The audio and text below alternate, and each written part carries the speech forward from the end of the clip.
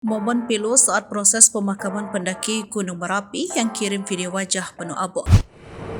Zafira sempat viral di media sosial pasca erupsi lantaran video ia meminta tolong kepada ibunya dengan kondisi wajah penuh abu.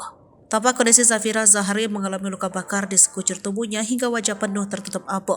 Zafira dimakamkan pada hari Senin 18 Desember 2023 di TPU Tunggal Hitam, Sumatera Barat. Kini ia dikabarkan telah meninggal dunia dikarenakan luka bakar berat hingga 70%. Proses pemakaman Zafira ini terpantau dalam siaran langsung Facebook Tribun pada Senin 18 Desember 2023 yang memperlihatkan suasana haru.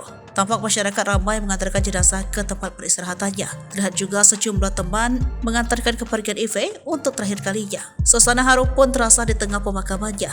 Sejumlah teman tak kuasa menahan tangis melihat detik-detik jenazah masuk ke pusaran makam. Sementara orang tuanya tampak tegar di tengah pelayan, ayah Ive meminta maaf atas nama putrinya apabila memiliki salah yang disengaja ataupun tidak.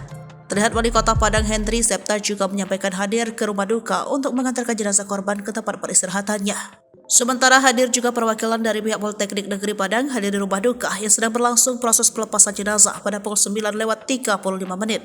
Sebelumnya kabar duka ini dibenarkan langsung oleh Direktur Utama RSUP M. Jamil Padang. Davi Canas mengatakan jika Zafira alias Ive meninggal pada pukul 5:50 menit. Davi menyebut Zafira dirawat di Rumah Sakit Omo M. Jamil sejak tanggal 4 Desember setelah dirujuk ke Rumah Sakit Umum Daerah M. Jamil akibat luka bakar yang dideritanya. Ive terakhir dirawat di ruang ICU akibat luka bakar berat 70%.